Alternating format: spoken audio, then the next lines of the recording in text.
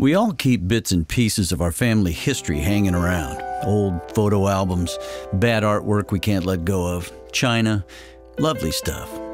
But what do we really know about our relatives? I know there's mental illness and alcoholism on both sides of my family, but no one seems to know much or be interested in talking about it. The family directive has always been, maintain a good public face. We don't dwell on the dark side. I just don't believe it's healthy to pass on this gag order to our progeny. I got an interesting chance to peek into the family past a few years ago when my cousin called from Corvallis. I ran across these boxes of David's in the garage, and I thought you might be interested in looking at them.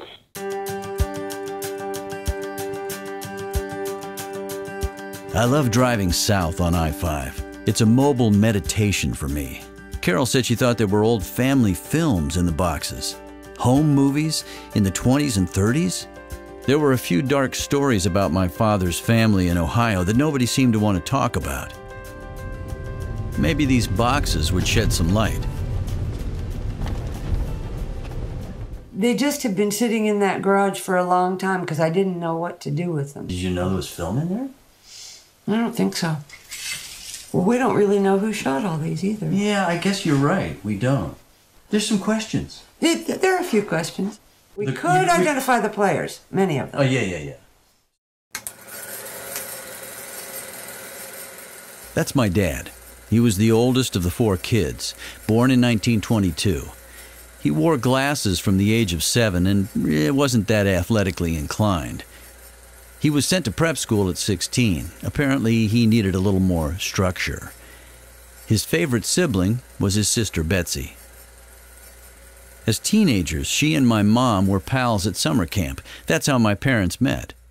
On her 16th birthday, back in Mentor, Ohio, she invited me to come up from Columbus and help her celebrate. That's how wonderful she was. She was outgoing and friendly, and that was a real unusual thing for me to do. David was the 3rd child, Carol's father.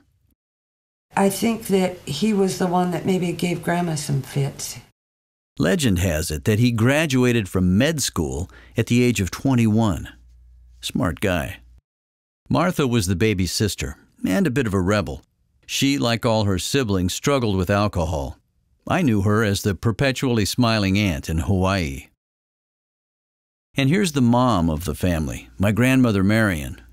She was a very strong, determined, loving, kind, generous woman. She was the sweetest mother-in-law you could imagine.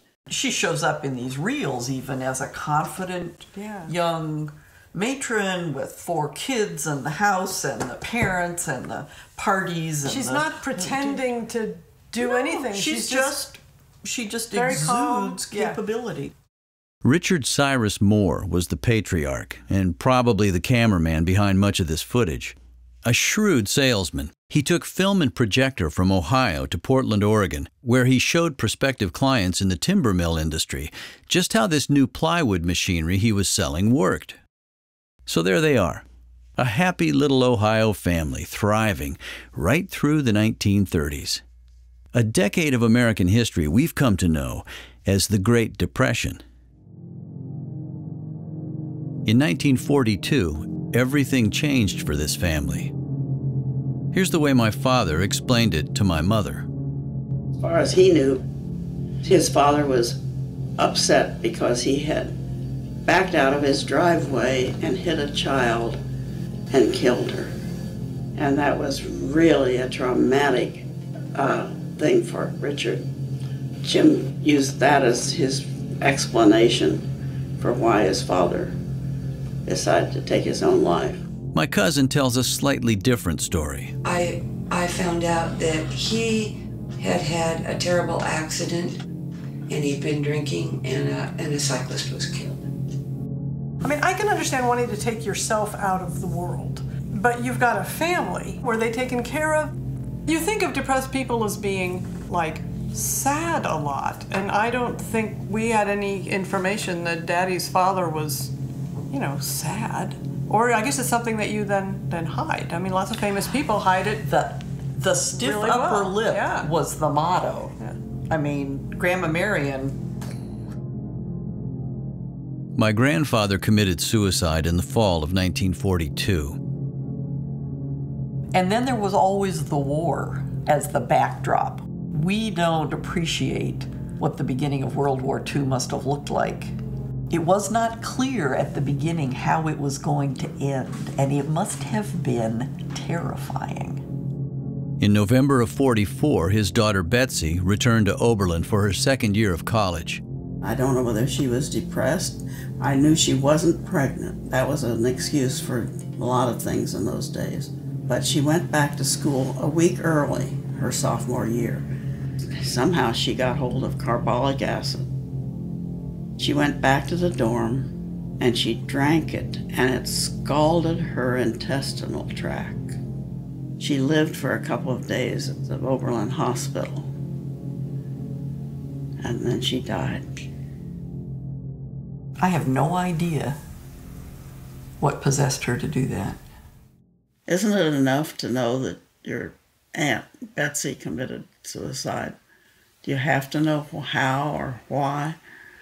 I think of them as individuals who found themselves in circumstances they didn't know how else to get out of at a time in which There was no option. there wasn't help for them. There was no hotline number. There wasn't, no blog. student counselors that Right. you could go and dump your problems on at Oberlin or whatever. I mean, you didn't talk about that kind of stuff. In 2003, my cousin Keith Moore, David's son, took his life in Arizona after an eerily similar accident involving alcohol, an automobile, and the death of a pedestrian.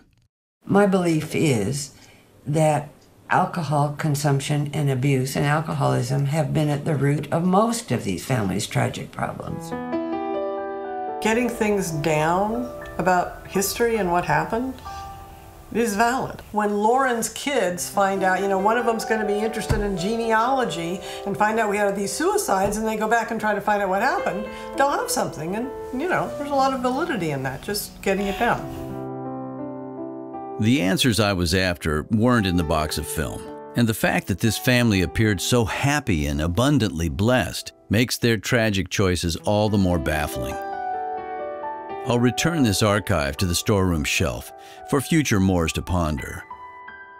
In the end, I'm left with an awkward gratitude, amazed at the clarity and vitality of these images, and truly blessed to be a member of this tribe.